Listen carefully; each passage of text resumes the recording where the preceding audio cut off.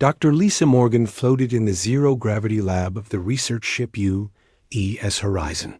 She looked at the strange metal object they had found floating in space near the Kepler 442 star system. The object was about the size of a small car and covered in symbols that looked like nothing she had ever seen before. Captain Jake Sullivan entered the lab, his magnetic boots clicking on the metal floor. He was a tall man with gray hair and kind eyes. He had been captain of the Horizon for 10 years, and this was the most exciting discovery of his career. Any luck with the alien device? Jake asked. Lisa pushed her brown hair out of her face and smiled. I think it's some kind of information storage device, like a library computer, but much more advanced than anything we have on Earth. Dr. Alex Carter, a young computer expert with thick glasses, looked up from his workstation. The device started responding to our computers about an hour ago. It seems to want to share information with us. Jake raised his eyebrows. What kind of information? That's what we're trying to figure out, Lisa said. The device is downloading massive amounts of data to our computers. It's like someone left you as a gift containing all the knowledge in the galaxy. The 3 humans worked together for the next several hours.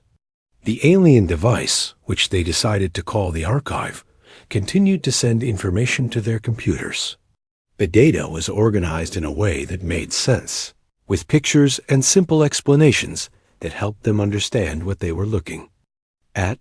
This is incredible, Alex said, his eyes wide with excitement. The archive contains information about thousands of different alien species from all over the galaxy. Look at this one. He pointed to his screen, which showed a picture of a tall, blue-skinned creature with 4 arms. They're called the Altarians, and they come from a planet with 3 suns. Lisa was studying a different section of the data. Over here, there's information about something called the Galactic Consortium. It looks like a big organization that includes most of the intelligent species in the galaxy. Jake leaned over her shoulder to look at the screen. How many species are we talking about? Over 3,000, Lisa said quietly. Jake, we're not alone. We're not even close to being alone. They spent the next day going through the information. The archive contained detailed descriptions of alien cultures, their technologies, their histories, and their relationships with other species. It was like having access to the greatest encyclopedia ever created. But then Lisa found something that made her blood run cold. Alex, Jake, you need to see this, she called out, her voice shaking. The 2 men rushed over to her workstation. On the screen was a section titled Mythical and Fictional Species. Lisa scrolled down through the list, past creatures with names like the Crystal Singers of Vega and the Time-Walking Shadows of Proxima. Then she stopped. There, in the middle of the list, was an entry that made them all stare in shock. Humans. Jake read aloud. Species classification. Fictional. Alex adjusted his glasses nervously. That has to be a mistake. Maybe it's a translation error. Lisa clicked on the entry, and a detailed description appeared on the screen. She read it out, loud, her voice getting quieter with each sentence. Humans are bipedal creatures standing approximately 1.5 to 2 meters tall. They have 2 arms, 2 legs, and claim to come from a planet they call Earth. According to Zephyrian mythology, humans are known for their unusual ability to adapt any environment and their strange habit of forming emotional bonds with other species. She paused and looked at her companions. The description continues. While entertaining as fictional characters, humans could never exist in reality. No real species could possess such contradictory traits as extreme emotional responses combined with logical thinking. The concept of humans is considered one of the most popular fictional creations in galactic entertainment. The 3 humans sat in stunned silence. According to the most advanced database in the galaxy, they didn't exist. Keep reading, Jake said quietly, Lisa continued.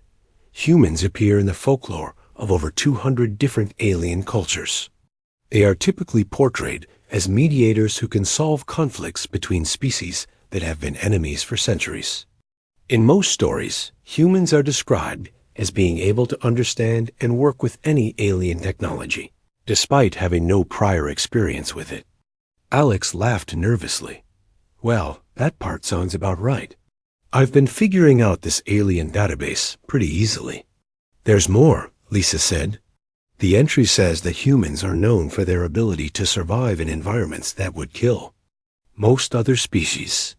They are described as being able to eat almost anything, breathe different types of air, and adapt to various gravity levels. Jake thought about their mission. The Horizon had visited 12 different planets in the past 2 years, and the human crew had been able to work safely on all of them with minimal life support equipment. Most alien species, according to the archive, needed extensive environmental suits to survive anywhere except their home planets. How is this possible? Alex asked. How can we be fictional if we're sitting right here? Lisa was already searching through other sections of the database. I'm finding references to humans everywhere. Look at this section about galactic history. It mentions human involvement in something called the Centauri Peace Accords, which supposedly happened 300 years ago. But humans didn't even have space travel 300 years ago, Jake pointed out. Exactly, Lisa said. And look at this. There are references to humans in the art and literature of dozens of different alien species. Some of these cultures have never had contact with each other, but they all have stories about humans. Alex was running searches through the database as fast as he could. Lisa, I'm finding over 10,000 references to humans in this database. Songs, stories, historical records, cultural studies. But every single one of them treats humans as fictional characters. Jake stood up and paced around the small lab. This doesn't make sense. How can an entire galaxy think we're fictional? We're real. We're standing right here. Lisa had a troubled look on her face. Jake, what if we're not the first humans to make contact with these aliens? What if humans have been out here for a long time, and somehow the truth got lost or changed? But the database says these human stories have been around for thousands of years, Alex said. Humans haven't even had spaceflight for 100 years. The 3 humans looked at each other, each trying to process what they had discovered. According to the most comprehensive database in the galaxy, humans were nothing more than popular, fictional characters. But if that was true, then what were they? We need to contact these aliens, Jake said finally. We need to tell them that humans are real, Lisa nodded. But will they believe us? Or will they think we're just very good actors, pretending to be their favorite fictional characters? Alex was still staring at the database entry about humans. There's something else that bothers me. The description of humans in this database is incredibly accurate. It describes our appearance, our behaviors, even our psychology. How could fictional characters be described so perfectly? Jake made his decision. We're going to find out. Lisa, can you figure out how to use this archive to contact the aliens who created it? Lisa smiled for the first time since making the discovery. I think so. The archive seems to be some kind of communication device, too. But Jake, are you sure about this? Once we make contact, there's no going back. We came out here to find alien life, Jake said. We found it. Now we need to convince an entire galaxy that we're real. Dr. Alex Carter worked for 3 days straight to figure out how to use the archive as a communication device. He barely slept, surviving on coffee and determination. Lisa Morgan helped him translate the alien symbols, while Captain Jake Sullivan paced nervously around the lab. I think I've got it, Alex said finally, his eyes red from staring at computer screens. The archive isn't just a database. It's connected to a huge network that spans the entire galaxy. I can send a message through it. Jake stopped pacing. Are you sure it's safe? As sure as I can be, Alex replied. The archive seems designed to help new species make contact with the galactic community. I think that's exactly what it's supposed to do. Lisa looked up from her translation work. I've been studying the communication protocols. It looks like we need to send a formal introduction message to something called the Galactic Consortium Central Office. Jake nodded. Do it. Alex typed carefully, using the translation software they had developed. The message was simple. This is Captain Jake Sullivan of the human vessel UES Horizon. We are making first contact with the galactic community. Please respond. They waited. Minutes passed like hours. Then suddenly, the archive began to glow with soft blue light, and symbols appeared on their screens. We're getting a response, Lisa said excitedly. She worked quickly to translate the incoming message. Message received, she read aloud.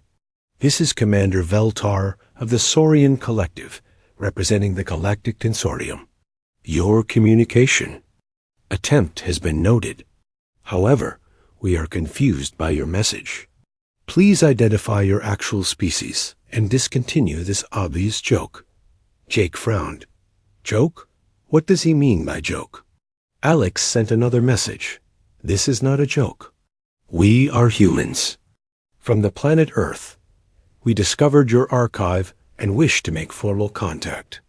The response came back quickly. Lisa translated. Commander Viltar responds. Humans are fictional characters. They do not exist. Please identify your real species, or we will terminate this communication.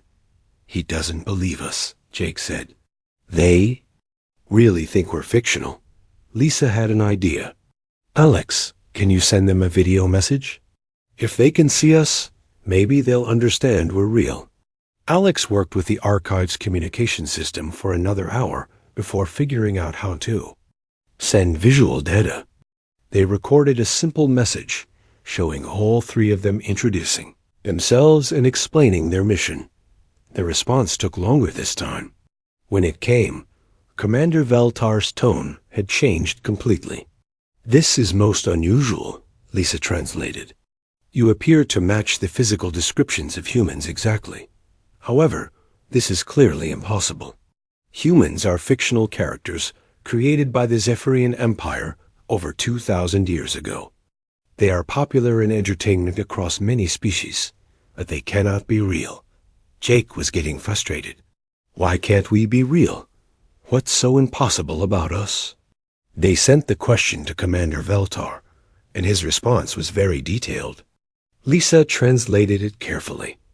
Humans are described as having impossible characteristics. According to galactic biological laws, no species can be both highly emotional and highly logical at the same time. No species can adapt to environments outside their evolutionary niche without extensive technological support. No species has ever successfully formed permanent alliances with more than two other species due to biological incompatibility.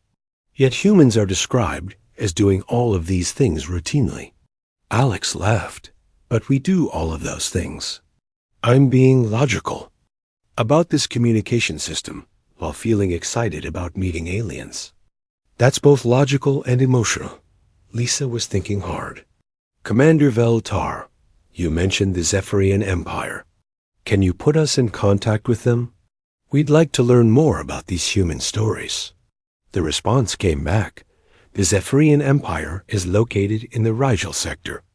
I will forward your communication to them, though I warn you that claiming to be humans may be considered cultural appropriation.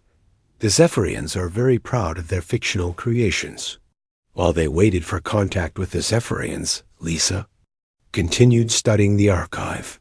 She found more and more references to humans in the database.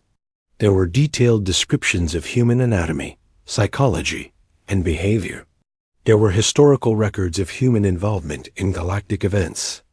There were even technical manuals that described how to communicate with humans. This is incredible, she told Jake and Alex. The amount of detail about humans in this database is enormous.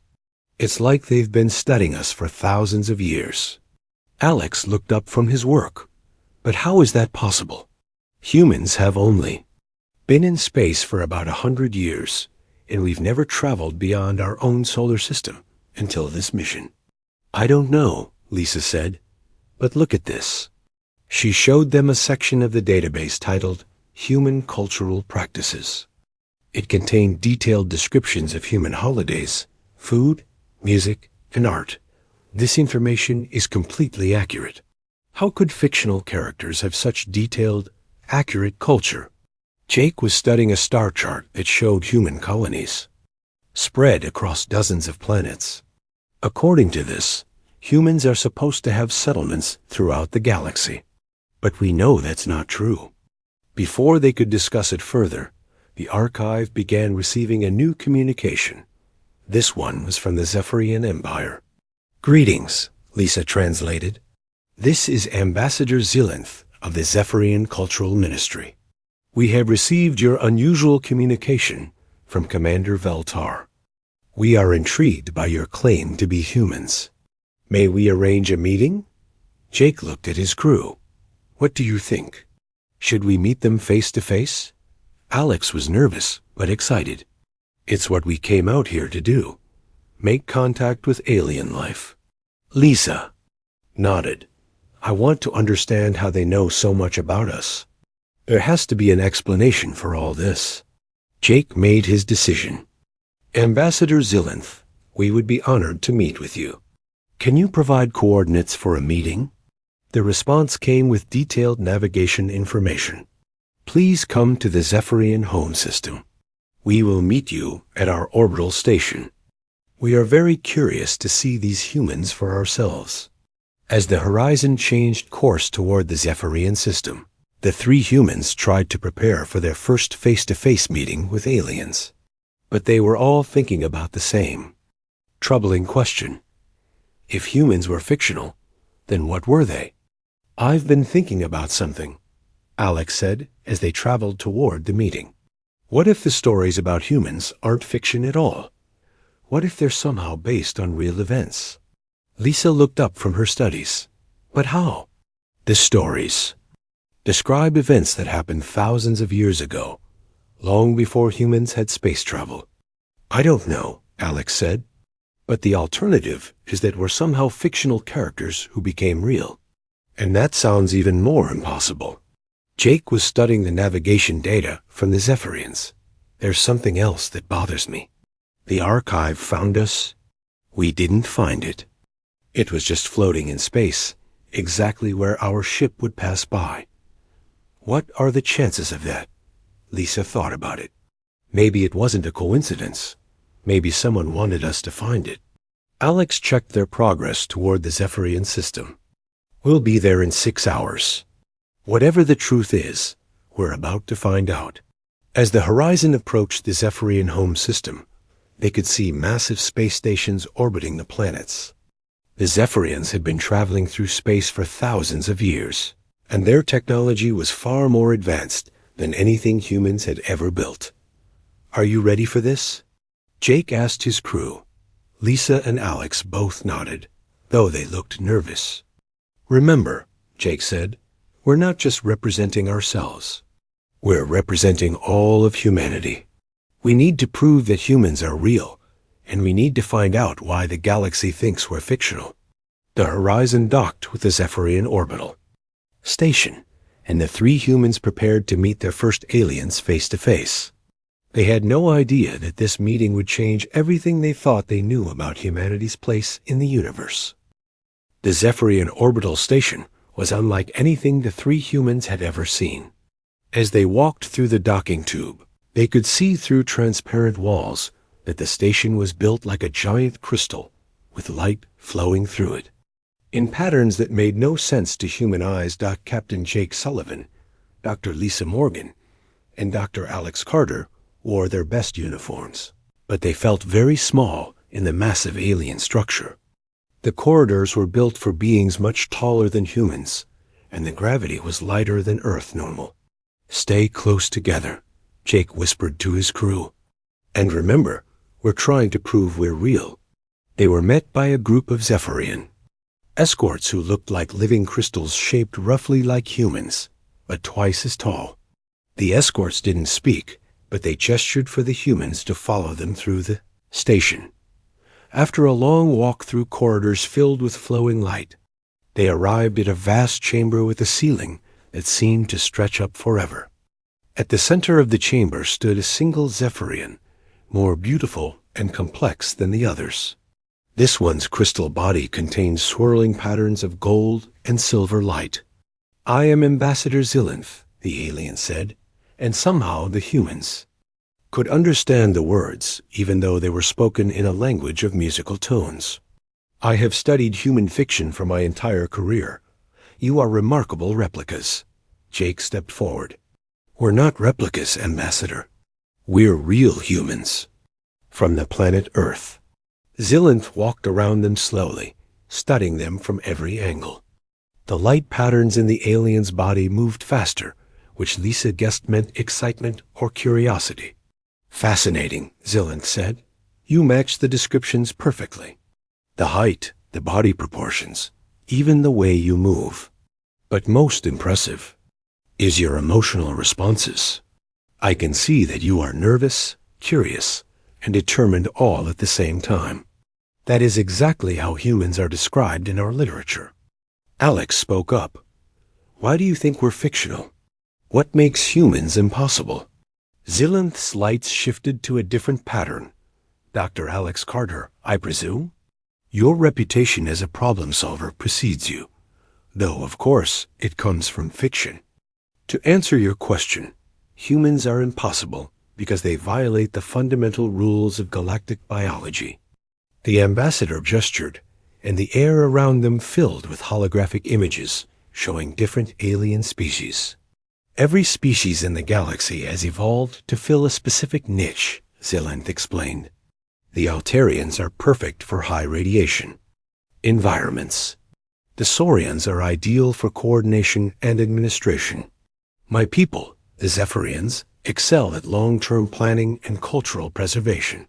Each species has strengths, but also clear limitations." Lisa was taking notes on a small device. "And humans? According to your fictional descriptions, humans have no limitations. You can adapt to any environment, understand any technology, and work with any species. In our stories, humans are the ones who solve problems that no other species can solve. You are described as being able to think both logically and emotionally, which should be impossible." Jake was getting frustrated. "But we do all of those things. I'm thinking logically about this conversation while feeling emotional about proving we exist." Zilinth's lights dimmed. "Yes, that is exactly what humans are supposed to be able to do. It is what makes you such compelling fictional characters." Alex had been studying the holographic displays. "Ambassador, you mentioned that humans appear in your literature. Can you show us some of these stories?" The air around them filled with new images. They showed scenes of humans working alongside different alien species, solving complex problems, and exploring dangerous worlds. But what caught the humans' attention was how accurate the scenes were. "These stories show humans using technology that looks exactly like our equipment," Lisa said. "And the humans in these pictures look exactly like us," Zilinth agreed. "Yes, the descriptions have always been remarkably detailed. That is part of what makes human fiction so popular. The stories feel very real." Jake was studying one particular image that showed a human captain shaking hands with an alien commander. "When was this story written?"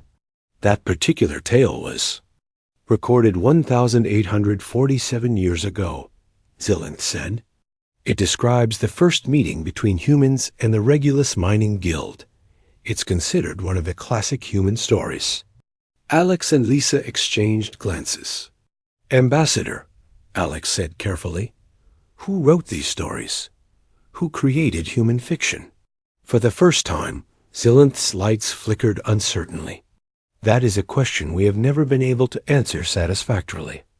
The stories seem to have appeared simultaneously across multiple Zephyrian colonies with no single author.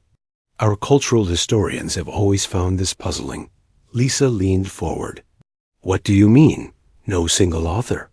Human stories began appearing in our literature about 2,000 years ago, Zillanth explained. But they didn't come from any particular writer. They seemed to emerge from our collective unconscious, as if the entire Zephyrian people suddenly began dreaming the same dreams about these impossible beings called humans. Jake felt a chill run down his spine. And other species? Do they have human stories too? Oh yes, Zillanth said. That is another mystery. Similar human stories appeared in the literature of dozens of other species around the same time, despite these civilizations having no contact with each other. The Altarians have human stories. The Saurians have human stories. Even the isolationist vegan collective has human stories. Alex was thinking hard. That's impossible. How can the same fictional characters appear in the literature of species that don't even know each other exist? Exactly, Zillanth said. It is one of the great mysteries of galactic culture. Some scholars believe that humans represent a universal archetype, the idea of a perfect mediator species that could unite all the different peoples of the galaxy. Lisa was studying her notes. Ambassador, we'd like to see the original human stories. The very first ones that appeared in Zephyrian literature. Zillanth's lights shifted to a pattern that seemed apologetic. I'm afraid that's impossible. There are no original manuscripts. The stories seem to have appeared everywhere at once, already fully formed. We have copies of copies of copies, but no originals. Jake was beginning to understand something. The stories describe real events, don't they? Things that actually happened. The stories are remarkably consistent, Zillanth agreed. They describe a complex history of human interactions with various alien species. They include detailed technical information, accurate descriptions of alien cultures, and realistic political situations. But they cannot be real because humans are fictional. Alex laughed, but it wasn't a happy sound. What if we've got it backwards? What if humans aren't fictional characters who became real? What if humans are real and somehow information about US got spread across the galaxy thousands of years ago? Zillanth's lights went completely still. That would be impossible. How could information about a species spread faster than that species could travel? Lisa was thinking about quantum physics and the strange properties of space-time. There might be a way. What if the information traveled through time somehow? Time travel is theoretically possible, Zillanth said slowly, but no species has ever achieved it. The energy requirements would be enormous. Jake had a sudden realization. The archive, the device we found. It's not just a communication system, is it? Alex's eyes widened. You think it's connected to time somehow? I think, Jake said, that we need to contact the Galactic Consortium. We need to talk to everyone who has human stories. Because something impossible has happened, and we need to figure out what it is. Zillanth's lights brightened. I will arrange for you to address the Consortium Council, but I warn you, they will be even more skeptical than I am. Many of them have grown up with human stories. To them, you are beloved fictional characters trying to convince them you are real. Lisa looked at her companions. Are we ready for this? Alex nodded. We came here to make first contact. We just didn't expect to have to prove we exist first. Jake squared his shoulders. Then let's prove it. Let's show the galaxy that humans are real. As they prepared to leave the Zephyrian station, none of them noticed that the archive, still aboard the horizon, was beginning to glow with a strange new light. Deep in its quantum processors, temporal calculations were running, and the device was preparing to reveal its greatest secret. The Galactic Consortium Council was the largest gathering of alien species that Captain Jake Sullivan, Dr. Lisa Morgan, and Dr. Alex Carter had ever imagined. Representatives from over 300 different worlds filled a massive chamber that floated in space between 3 stars. The humans sat in a small section designed for their size, surrounded by beings that looked like living crystals, giant insects, sentient plants, and creatures made of pure energy. Ambassador Zilinth had arranged for them to address the council, but the 3 humans could feel the skepticism in the room. Many of the aliens were pointing at them and making sounds that their translation devices couldn't interpret. "Council members," Jake began, his voice being translated into hundreds of different languages simultaneously. "We are humans from the planet Earth. We know that you believe humans are fictional characters, but we are here to prove that we are real." Commander Veltar, the Saurian they had first contacted, stood up. His reptilian features showed obvious doubt. "These beings match the physical descriptions of humans perfectly. But we have established that humans are fictional characters created for entertainment purposes." A new alien spoke up. This one looked like a giant spider made of metal and crystal. "I am Counselor Crix of the Andromedan Web. In our culture, humans are known as the bridge builders. Our stories describe humans who can make peace between species that have been enemies for millennia. Such beings could never exist in reality." Lisa stood up. "Counselor Crix, why couldn't such beings exist? What makes the idea of humans so impossible?" The spider-like alien's multiple eyes focused on her. "Dr. Lisa Morgan, according to our files, your reputation as a mediator is well known from our entertainment media. The problem is that biological evolution does not create perfect species. Every species has weaknesses. Yet humans are described as having no significant weaknesses." Alex was taking notes on his tablet. "What weaknesses should we have?" A new voice spoke from across the chamber. This one belonged to a being that looked like a living cloud of gas.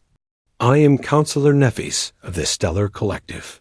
Humans are described as being able to survive in any environment, eat any food, and adapt to any gravity.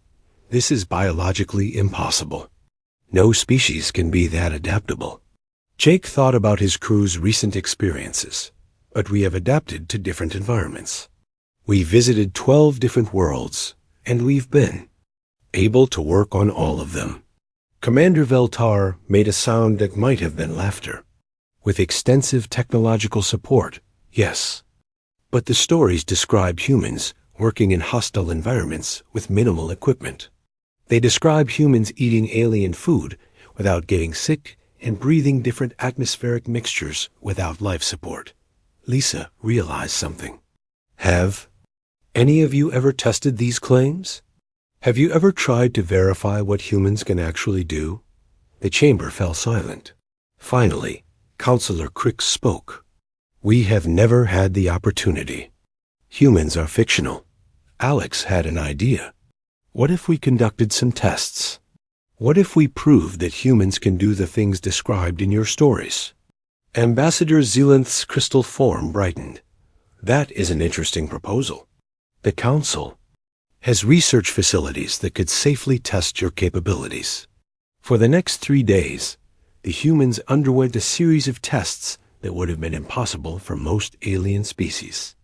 They successfully adapted to different atmospheric compositions, ate food from a dozen different worlds, and worked effectively in varying gravity conditions. Most impressive of all, they quickly learned to operate alien technology they had never seen before. Dr. Amy Rodriguez, the Horizons historian, had joined them for the tests. She was a small woman with dark hair and a talent for understanding different cultures.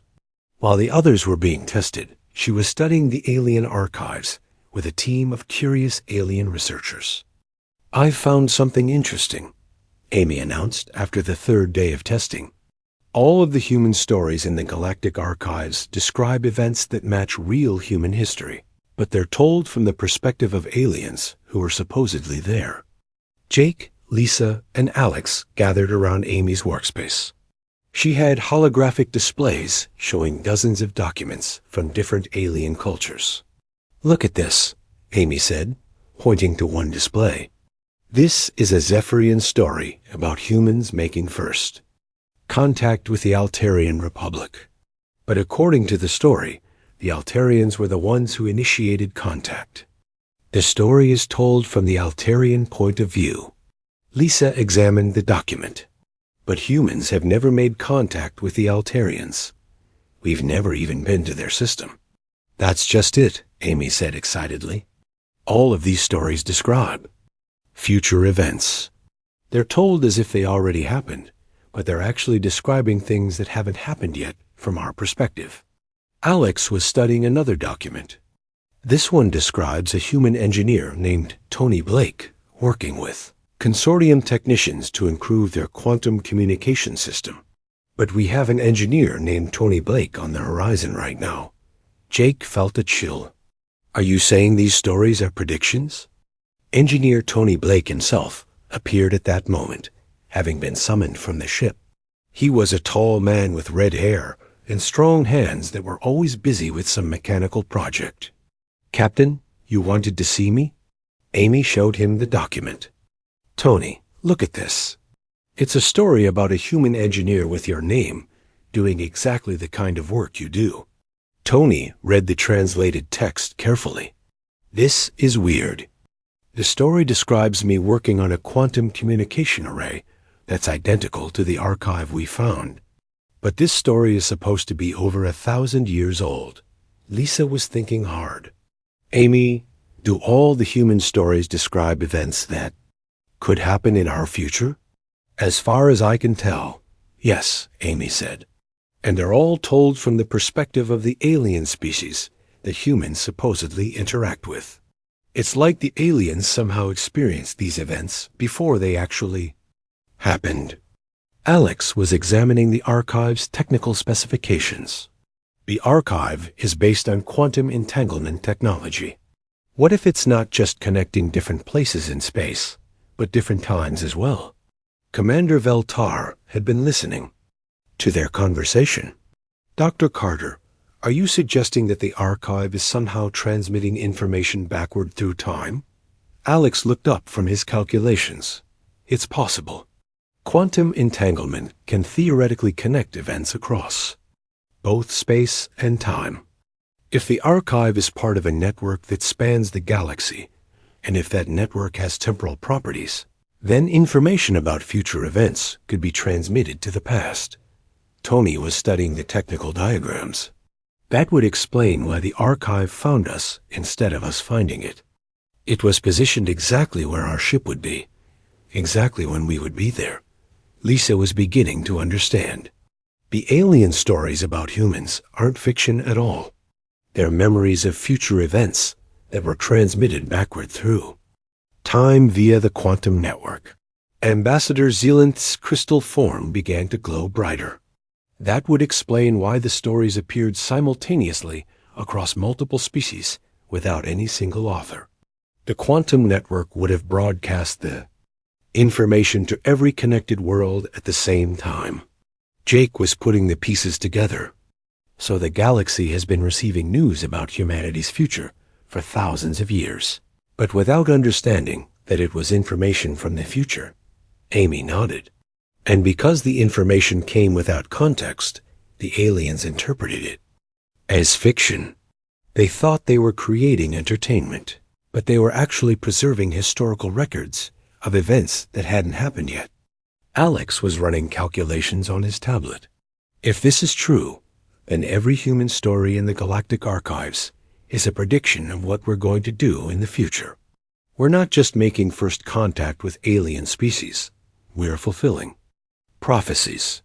Commander Veltar's reptilian features showed amazement.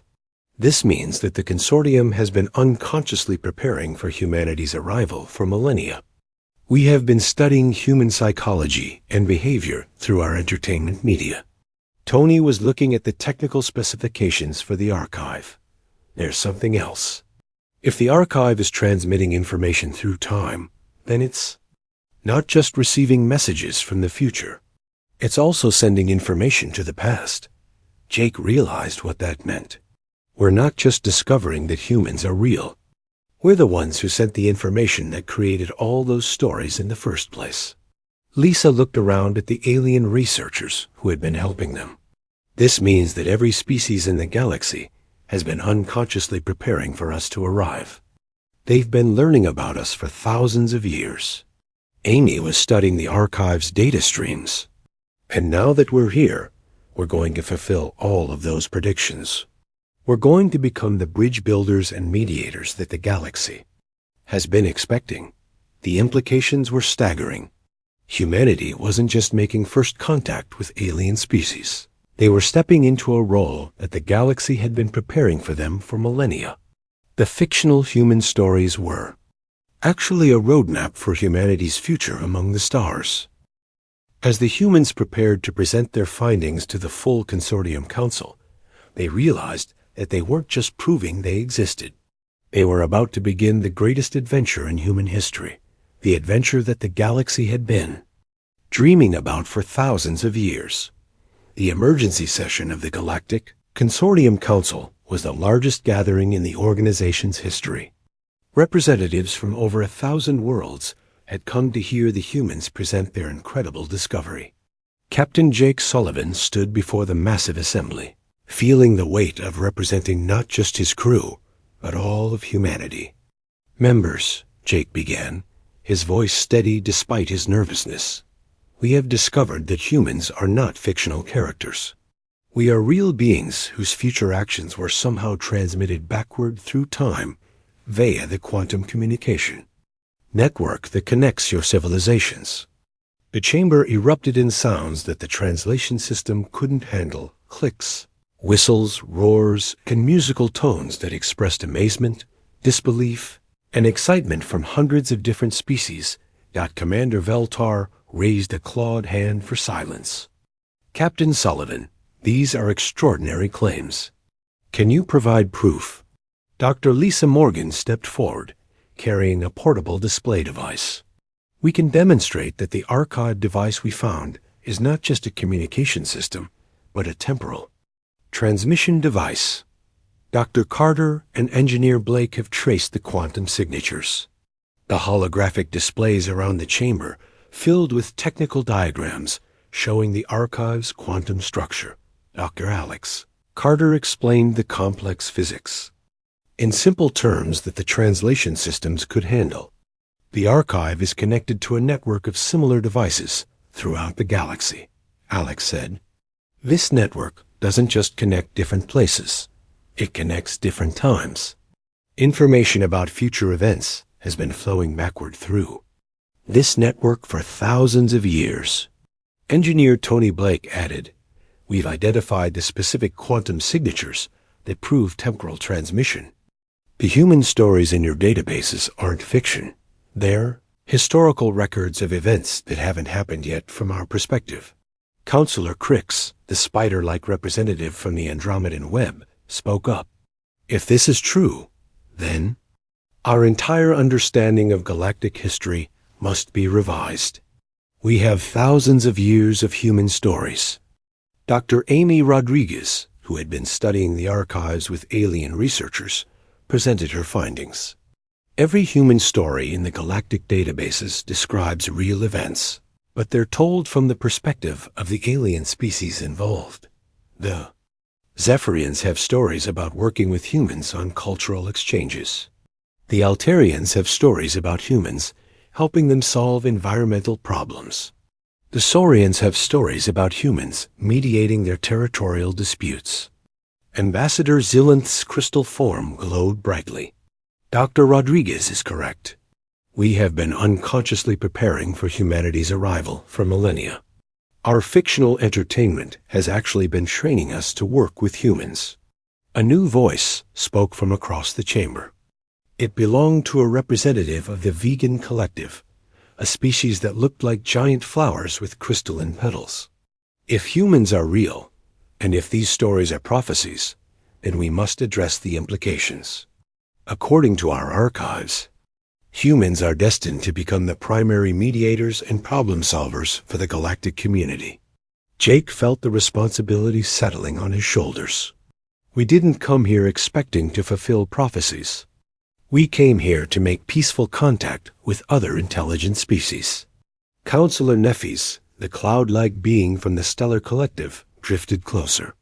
Captain Sullivan, according to our records, that is exactly what humans always say when they first arrive.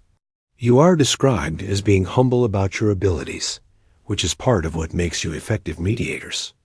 Lisa realized something important. The quantum network didn't just send information to the past. It's still active. That means information is still flowing both ways through time. Alex checked his readings from the archive. She's right.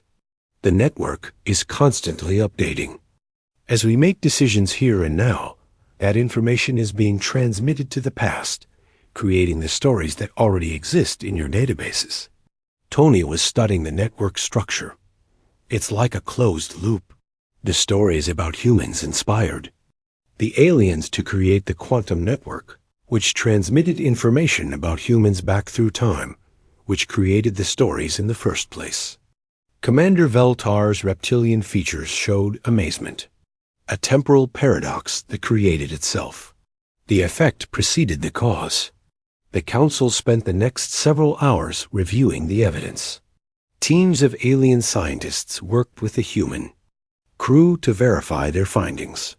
The results were undeniable.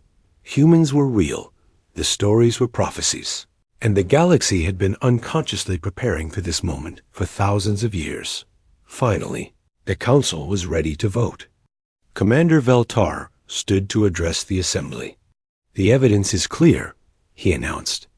Humans are not fictional characters. They are real beings whose future actions have been known to us through temporal transmission. The question now is whether we formally recognize humanity as a member species of the Galactic Consortium. The vote was overwhelming. Species after species stood to welcome humanity into the galactic community. But it was more than just formal recognition. It was the fulfillment of thousands of years of prophecy. Ambassador Zillinth approached the human delegation. Captain Sullivan, the Council has decided to offer humanity immediate full membership in the consortium. But more than that, we would like to invite you to establish the first joint species colony as described in our archives. Jake looked at his crew. They had come so far from being considered fictional characters, and now they were being asked to help build the future that the galaxy had been dreaming about. What would this colony involve? Lisa asked. Council, or Crix answered.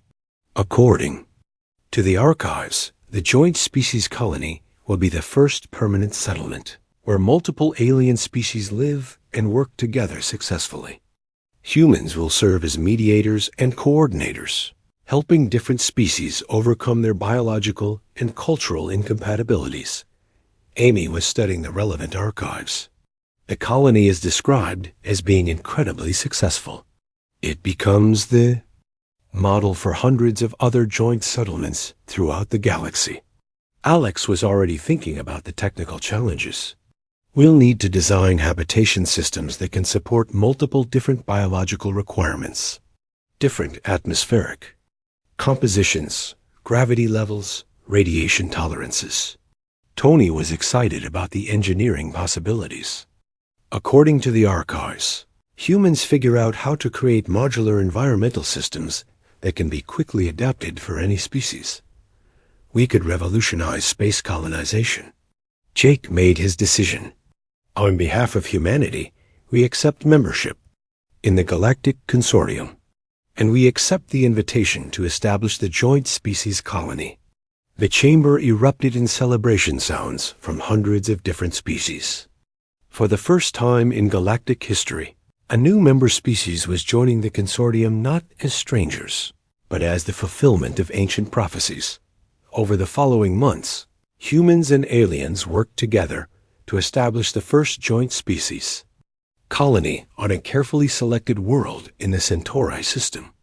Just as the ancient stories had predicted, humans proved to be natural mediators, helping different species overcome problems that had seemed impossible to solve. Dr. Lisa Morgan became the colony's chief cultural coordinator, helping alien species understand each other's customs and communication styles.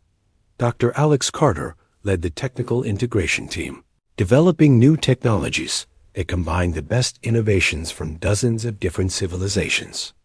Engineer Tony Blake designed the modular habitat systems that allowed any species to live comfortably on the colony world. Captain Jake Sullivan became the colony's first administrator, but he never forgot that he was also still an explorer. The galaxy was vast, and there were still thousands of species that humans had not yet met.